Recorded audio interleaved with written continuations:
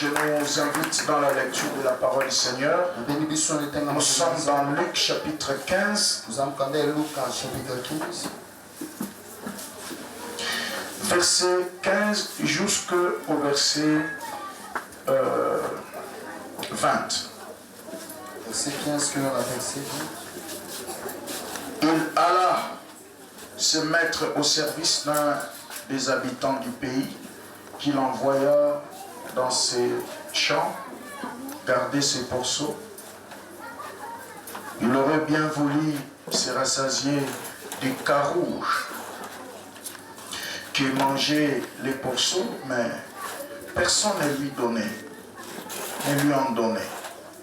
Étant rentré en lui-même, si tu as une Bible à papier, tu peux souligner, étant rentré à lui-même. Il s'est dit, combien de mercenaires chez mon père ont du pain en abondance et moi, ici, je meurs de faim. Je me lèverai, j'irai vers mon père et je lui dirai, mon père, j'ai péché contre le ciel et contre toi et je ne suis plus digne d'être appelé ton fils. Traite-moi comme un de tes serviteurs. Verset 20 que j'ai aimé, que j'ai adoré. Si tu veux, tu peux souligner la première partie de ce verset 20-là.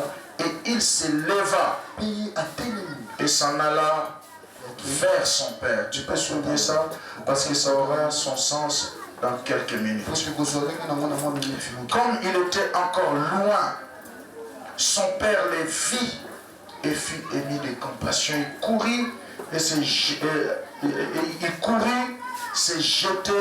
à son cou et les baisa.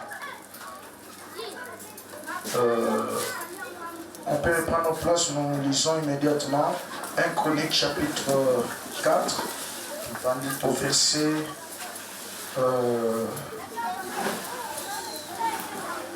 9 à 10. 1 Chronique chapitre 4 verset 9 qui nous 1 Chronique 4 verset 9 à 10.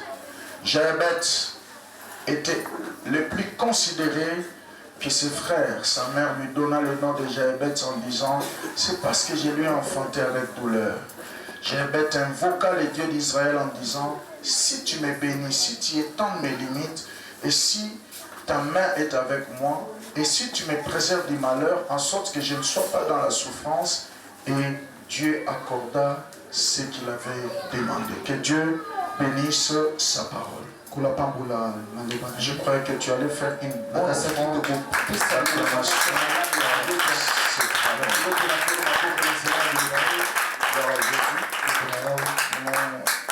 Nous saluons tous au nom du Seigneur Jésus.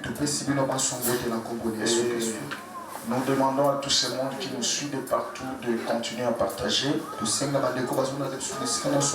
Partagez ces messages à vos amis. Vous qui êtes en direct, que Dieu vous bénisse. Vous nous suivez dans votre salon, vous êtes réunis quelque part, soit vous suivez, vous êtes seul, que Dieu vous accorde sa faveur. Nous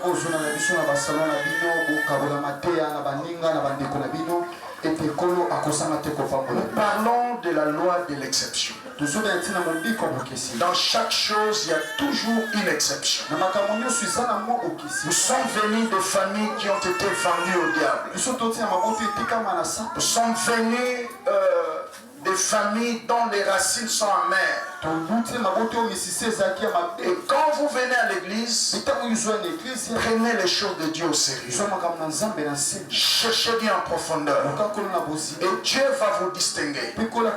Parce que nous parlons de la loi de l'exception. L'exception ne peut pas arriver si vous restez la même personne.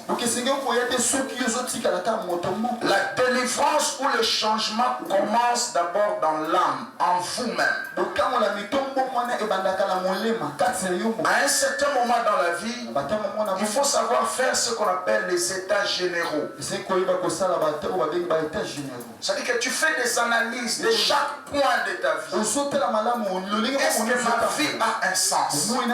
Est-ce que les choses doivent continuer comme ça? Tant que tu n'as pas encore une prise de conscience, rien ne changera. Mon frère, ma soeur, Dieu respecte la volonté de l'homme. Dieu ne peut pas faire ce que toi tu ne veux pas. Ok? Il respecte la volonté de l'homme.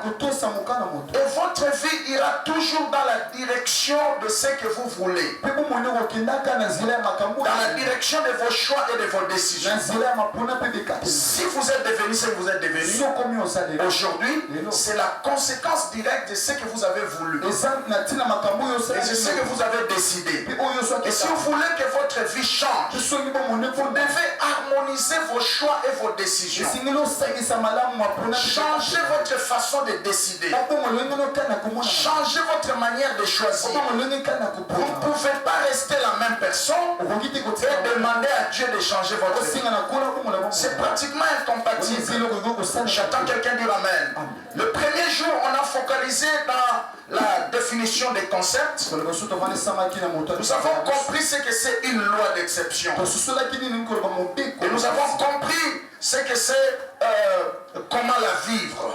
Mais on a touché un point qui nous a conduit dans la prière. C'était l'œuvre des esprits manipulateurs.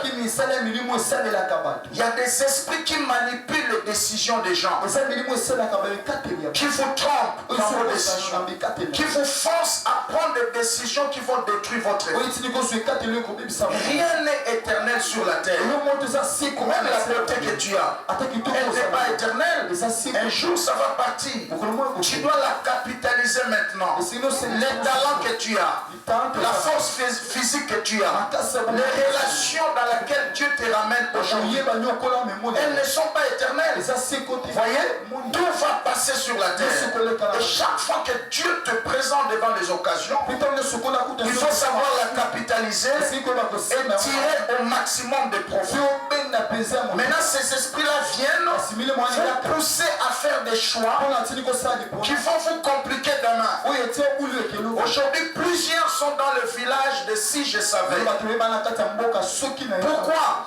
Parce que il a été victime au départ dans ses choix et dans ses décisions. Dieu respecte nos choix. Il dit je place devant toi la bénédiction et la malédiction. Mais choisis la bénédiction.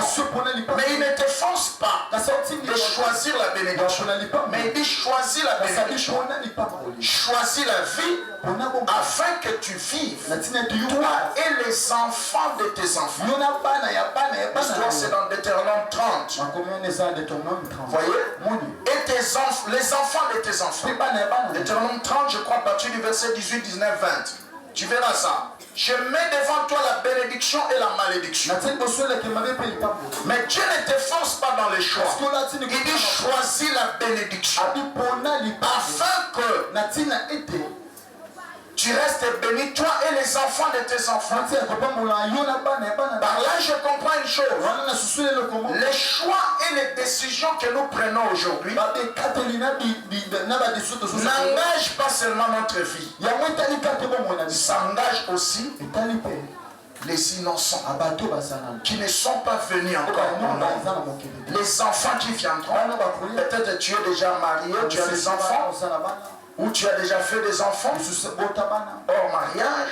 Voyez, toutes les décisions que vous prenez aujourd'hui, ça les engage directement. Voyez, il faut faire très très attention. Amen. Ce verset-là, le Saint-Esprit insiste tellement que j'aimerais lire avec toi malgré qu'on a fait quelques lectures déjà. Deutéronome chapitre 30. Vous y êtes? À partir du verset 18. Je vous déclare aujourd'hui que vous périrez et que vous ne prolongerez point vos jours dans le pays dont vous allez entrer en possession. Après avoir passé le Jourdain. Mais écoutez le verset 19e. J'en prends aujourd'hui à témoin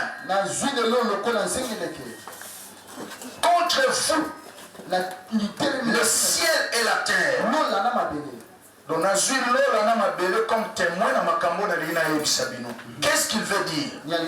J'ai mis, ok, avec mon petit français que j'ai appris à l'école, Et dans ma modeste famille, c'est le passé composé ici.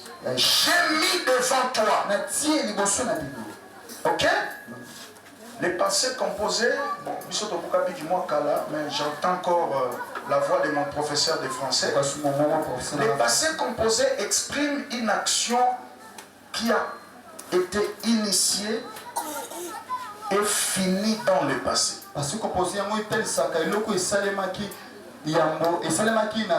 Une action qui a commencé dans le passé et ça finit dans le passé. Voyez? Dieu dit, j'ai mis devant toi la vie et la mort, la bénédiction et la malédiction. Mais écoute la fin. Choisis la vie afin que tu vives, toi et ta postérité. Voyez? Choisis la vie, choisis la bénédiction afin que tu vives, toi et les enfants de tes enfants. Donc, les choix que vous prenez ici aujourd'hui, ça engage votre vie, ça engage aussi les enfants de vos enfants. Les pères ont mangé les raisins verts et les dents des enfants ont été agacées. Si aujourd'hui nous souffrons, nous vivons certaines choses que nous ne comprenons pas, ce sont des conséquences directes des choix, des mauvais choix de nos parents et de nos arrière-parents. C'est comme je l'ai toujours dit, si monsieur Sama dans la famille, tu as un désir égoïste, il prend des choses, il accepte des choses. Ah, pour sa propre gloire, il sacrifie des générations. Et aujourd'hui, les conséquences sont graves dans nos familles. Maintenant, la génération a droit à une erreur. L'Oba amène à bien. Parce que c'est possible de venir d'une bonne famille. Non, non, non. C'est possible de sortir d'une bonne famille. Et c'est possible où tu as une famille qui toko, mais où échoué. Où ça la famille à ma bé. Et ça peut possible où tu as une famille à ma bé, où tu as une famille qui toko. Tout est dans tes choix et dans tes décisions. J'attends quelqu'un dire amen. Ce n'est pas d'où nous venons qui compte, mais notre capacité d'harmoniser nos décisions et nos choix.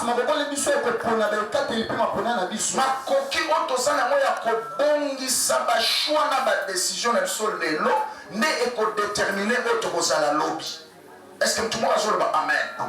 Le problème est que la place au outil. Oui, la famille a bien. Mais les leçons au sali va choix ma baie, l'autre retourne la famille à ma baie. Est-ce qu'il y a quelqu'un qui comprend? Oui, la famille est pour la famille qui a une malédiction, il y a une histoire négative. Ok. Mais les leçons qui n'a bon ici va choix na décision na marche na nzambe na koki retourne la famille à bien. Est-ce qu'il y a quelqu'un qui comprend? Ça c'est merveilleux. Et nous devons les retenir. C'est très très important, mes amis. Amen. Choisis la vie afin que tu vives, toi et ta postérité. C'est pourquoi au choix quand tu as une décision, tu as un choix aux autres. Amen. Et votre vie sera gouvernée par tes choix et par tes décisions.